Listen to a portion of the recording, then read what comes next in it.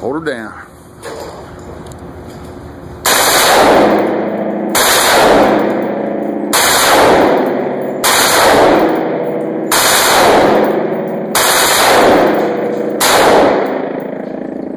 There's 30 rounds. Go on. Wow.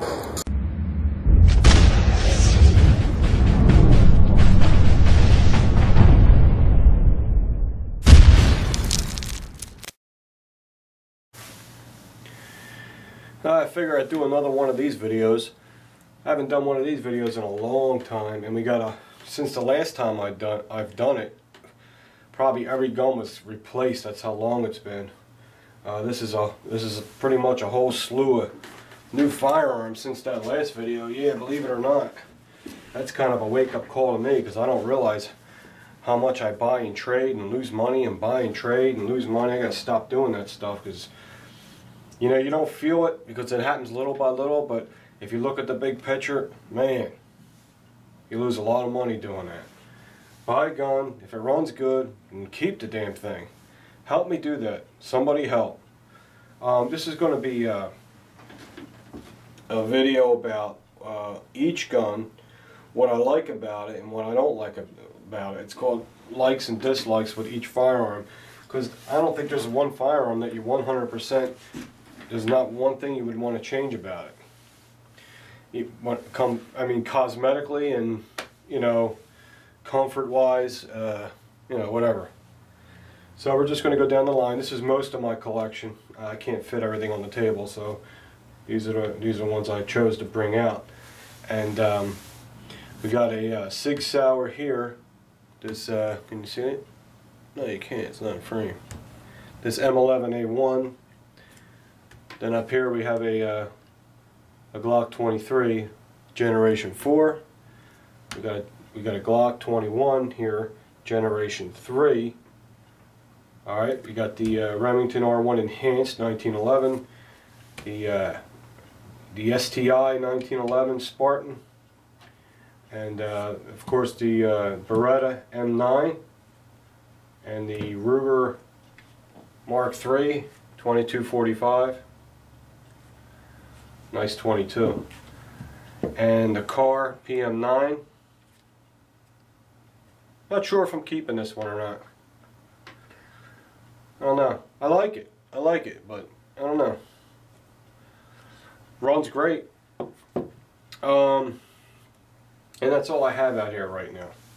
Okay. I will check every gun as I go through it. I know which ones are loaded and which ones are not, but I'm going to check every one. Like, we'll start with the Sig Sauer M11A1, the new version of the 228. I do like this a lot. The only thing I didn't like about it is I didn't like the plastic grips. Other than that, it has great sights. It has ergonomically a fantastic feel in your hand. Absolutely.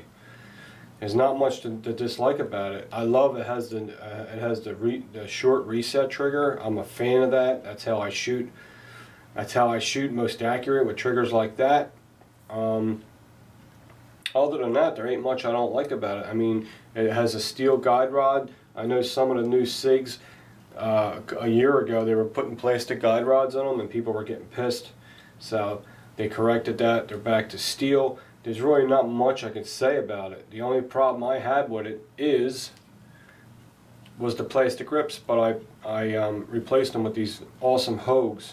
Okay. Now I know this one is loaded, so I'm not gonna you know, mess with it too much. And I guess we'll take the mag out. What I like about this one is this holds 15 rounds. The old 228 only held 13. Okay.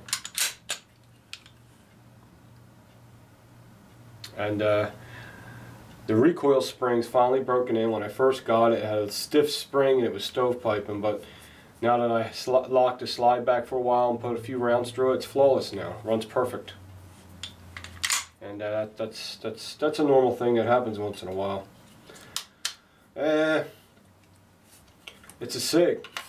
It's a beautiful gun. I mean, this is like a Glock. You can drag it through the mud.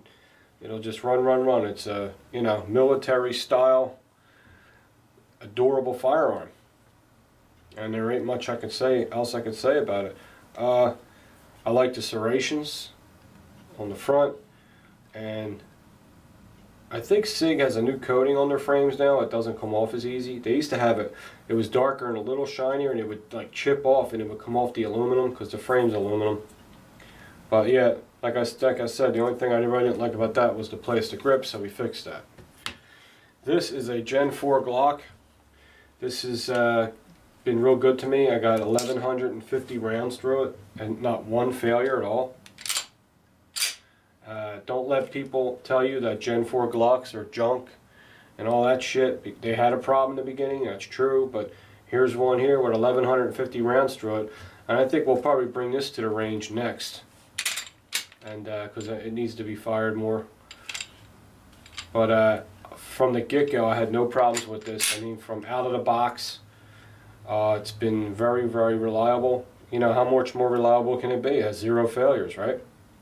It's got a pretty decent trigger pull. So the Gen 4 Glocks trigger brake are a little stiffer than the Gen 3s. Not by much, but if you shoot Glocks a lot, you will notice it. What don't I like about the Gen 4 Glock? That's tough. The only thing I didn't like about it was the takedown tabs were too short, so I put an aftermarket takedown tab in there, slide release. I mean, there's an extended slide release too. But really not much. It's a great gun, it's a great size, it holds a lot of ammo, and it's reliable. And Glocks are known for their magazines, are probably the best magazine design ever. I mean, their magazines are magnificent. And I just had Mike put aside for me a high capacity 40 cal mag, holds 22 rounds. Because you don't see them too often, and I'm going to pick one of them up tomorrow.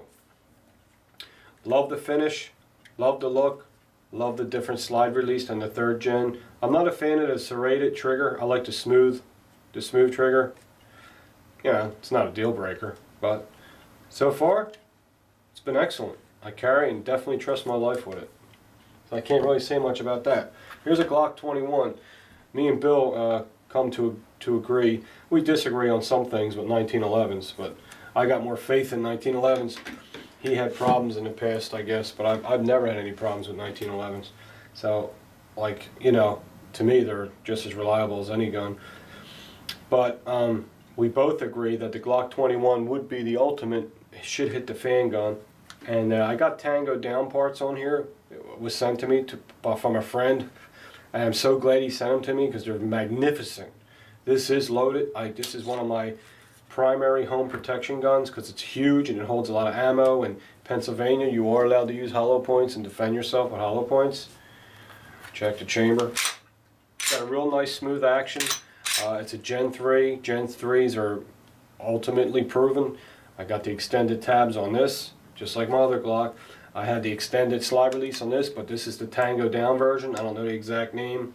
And I had the extended mag release button from Tango down. All the edges are rounded off. Very, very nice. And this has the smooth trigger. It doesn't have the serrations on the trigger. And for some crazy ass reason, this has a nice soft trigger pull. I don't know why, but it does. Okay, it's hard to explain. It has the same tension, but it has a softer break. This one like snaps, and this one just breaks. It's just two different feelings. I can shoot very accurate with this 21. I can shoot a good group with the 23. But the 21 I can shoot almost like I can with a 1911. Not quite, but pretty damn close. And you know, Glock triggers are, you know, they're not the best target triggers in the world, but fantastic gun. I got like 375 rounds through it. I haven't been shooting it a lot because it's expensive to shoot 45, and 45 ACP around here is pretty hard to come by. You might as well forget about it. So I'm real hesitant to shoot 45. The only thing I didn't like about it was nothing.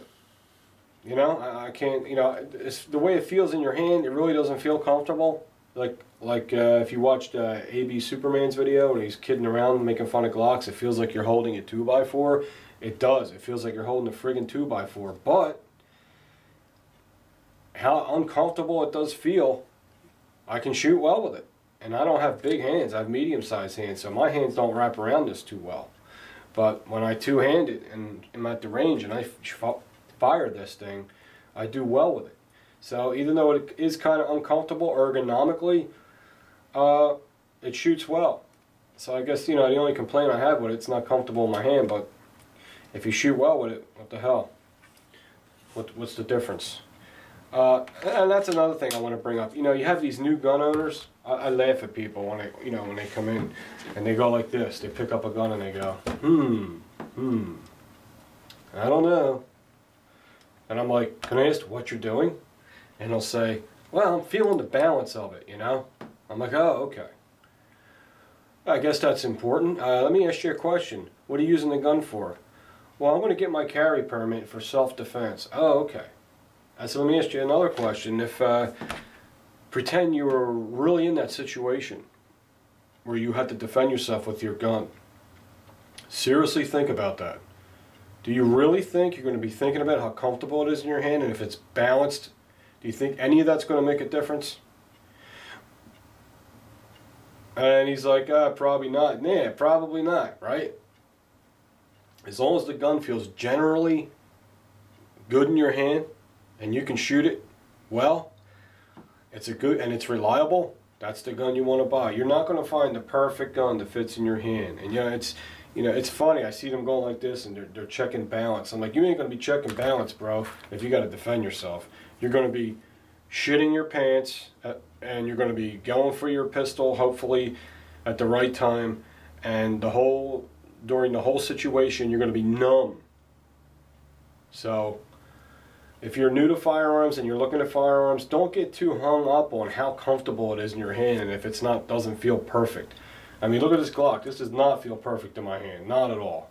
But I can shoot it well if I need to shoot it, you know. And if I'm under stress and I need to use this, I ain't gonna be worrying about that shit. So, but as far as the most comfortable gun in your hand here, this Sig Sauer probably feels the most comfortable in my hand. This one. But I don't shoot the best with it. So does that really come into play? No. You know what you got to do? You got to go shoot the gun to find out which gun you shoot best with. You're not going to know. Just because it's comfortable in your hand to you doesn't mean you're going to shoot that gun good. You have to go shoot it. Okay? Now when I pick up a 1911, here's the Remington R1 Enhanced. You know, guys, I love this thing. And what happened, the only thing what happened was these grips I bought, the recoil, the medallion fell out. So I took both medallions out and I put JB Weld. Them suckers are never coming out. Never, never, never, never, never. That's the shit you should use. That's the shit, whoever makes the grips, that's the shit they should use. I can't believe they wouldn't use that. Because you never want to take them out. They should be in there permanently, forever and ever. Anyway, here's a 1911. A 1911 feels really good in my hand. Really good in my hand. This Sig Sauer feels perfect in my hand. But I can way outshoot this with this. I mean, with this, you can shoot, you know, a ladybug's left ass cheek with it. You know? With this, I put a nice group together. But this one feels better in my hand. So I mean, you can't go by that. You have to go to the range and shoot. Same with different calibers. What's a good caliber? Go shoot and find out. I can't tell you 9mm is best for you. You got to go shoot. Where am I at? Getting off track. Okay, the Remington R1 Enhanced. You know, this is one of my favorite 1911s I've ever owned so far. And I've owned pretty much almost all of them. And it has a wonderful... The slide feels like... I never felt a slide that nice before. The Ed Brown was the only one that felt like that. And even that, I don't know. It didn't even feel like that. Unbelievable. The only thing I don't like about the Remington Enhanced, it has the loose trigger fit. Now that's normal. There's 1911s that have the loose trigger fit, and there's 1911s that have a tight trigger fit. Does it mean anything? No. Does it make a difference? No. Colts have them where they're loose. Kimbers have them where they're tight. Remington has them where they're loose. The STI has them where they're tight. It just, I don't know what that's all about. But that's the only thing I could care less for. But that's just the way they're made. It's a style. That's the style it is. Okay. But other than that, cosmetically, I think it would look better if the trigger was black. But other than that, this I have nothing to complain about. I love everything about it. The grips that were on it before, these grips were very, very nice. But these G10 grips are so much nicer. You know. It's very easy to take apart. It's very easy to put together. That means it was made right. It was machined right. It's got a pretty tight fit in the back. Not the tightest I've ever seen. But what I look for when you know a 1911 is made right, when you're shooting it, when a 1911 starts getting loose, you'll know. When you're shooting it and the slide's going back and forth and operating as you're shooting it, when you can feel that slide click-clacking back and forth, I hate that feeling. And I hate to say it, but I just don't like that feeling. I know that's normal with a 1911, but the newer 1911s, they're starting to be able to make them tight and reliable. Before it was like the tight ones weren't reliable, the loose ones were reliable. So now they're just getting better at making them. They've been making them for 100 years. You know what I mean? Here's a nice tight one. It's not super tight. You know, it's pretty tight. I guess it is pretty super tight. It's a tight gun. Here's a tight gun that's reliable. And every time you pull the trigger, you don't feel the slide going clack, clack, clack, clack. I can't stand that. You don't get that with this. Thank God for that. So, but there's the only dislikes I like. Cosmetically, I thought the trigger would look better black. But other than that, when I first got it, I didn't like the fluorescent sight. Yeah, what do you call them? I really wasn't into them. But the way this one's made, it's all steel, and that sucker, there's no way that's going to come out of there. I wish the front sight didn't have these sharp edges on it, because when you're pulling it in and out of a leather holster, it kind of tears it up. They could have rounded this off a little more, but like I said, not an issue. And another thing I do like about this is it has an adjustable rear sight, but it don't look like one. It just looks like a Novak sight, but if you look at the top, it has the screw. Usually your typical adjustable rear sights are big and square like this one, which I really don't care for the look. But this shoots so good, I'm not going to complain about it. We might as well move on to the STI. The STI, the only thing I hated about it was the grips. They were ugly as shit. They were light oak color. I mean, I don't know what these people do. They look at a gun, it's like a dark military, dark gray, black, and they're like, hey, let's put light oak grips on it. That makes a lot of sense. So I got rid of them grips right away and got these beautiful G10 STI black grips. They were expensive. They were 60 bucks, but they're worth every penny. Now this is not loaded, but we want to check it. Now this slide is very, very smooth, and it's not as smooth as this one. Does it make a difference? No, it really doesn't. I mean, as long as they're relatively smooth, they'll be alright. What I do love about this STI is it's got a really good mainspring housing in there. Because when I pull the hammer back, it's very, very hard to pull it back. It's got a nice tight spring. The Remington's a little bit looser, has a weaker spring in it. But I do know the STI mainspring housings are super, super tense, I guess you would say. So, that's it. This is a half arm score gun, and it's half STI. It is made in the Philippines, like the Rock Island Armory, but it has STI parts in it. It has an STI mainspring housing, STI hammer, trigger, probably a barrel, and STI. It goes to the STI manufacturer. They put it through a reliability test and make sure everything's working to their tolerances. And what you have here is you got a real high-end gun for a lower price. And it's a good happy medium.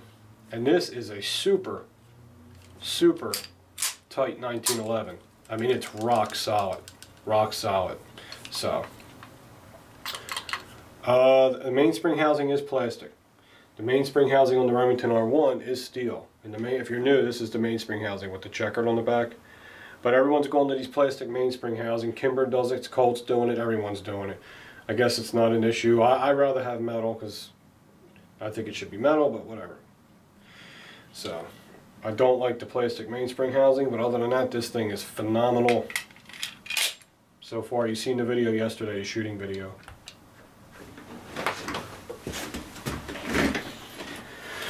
Oh, this is my Beretta M9. The first Beretta I ever got was an FS, which I don't think makes a difference.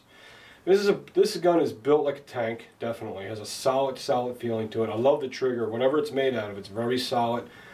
It's not weak. It does have a plastic recoil rod, which is fine, you know, but I'd rather have a metal one. I might upgrade that. If you want to feel a gun with a smooth slide, I don't think there's a gun that has a smoother slide than the Beretta M9 or the Beretta FS. I mean, it's very, very smooth. It's got a strong hammer strike. That's very important, so you don't get a light primer strike. It's got a nice strong spring behind that hammer. This is more like I forget what they call that stuff. Same kind of finish on the frame as the SIG. I forget what they call it. There's really not much I don't like about this gun. I really don't use the safety. I just keep it red. You know what I'm saying? Because I get confused with that. If there's anything I would change about this is probably the finish on the slide, because the finish on the slide, it looks nice, but it's not bluing, it's just paint.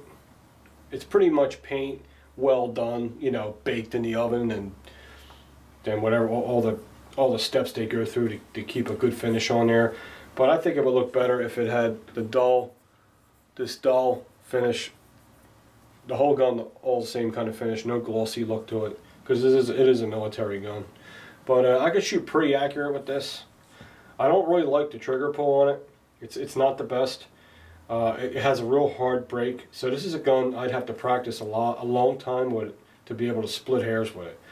One of the easiest guns to disassemble, probably of any handgun ever made. This is, I mean, it's one motion and the whole slide comes right off. I'm not doing it right now. I like that it has a big trigger guard. It leaves you a lot of room.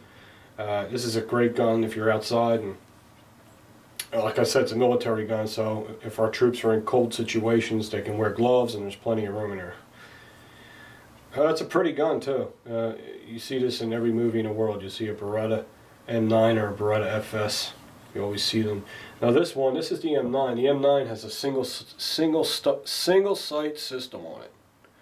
The FS has 3-dot sights, and the FS is dust cover. They call this the dust cover. Is on a slight angle. The M9 is just straight. So, is one more reliable than the other? I don't think so. Beautiful grips, awesome grip screws. You know, they're Torx or Allen key. I like them kind. It's got a real nice mag release. This hasn't failed me yet. So, I mean, I don't even know how many rounds I got through it. 300 or something? What the fuck? 375. So, it's doing good. Maybe we'll get this to the range next, but you're not going to see a target like my last video, not with this trigger. As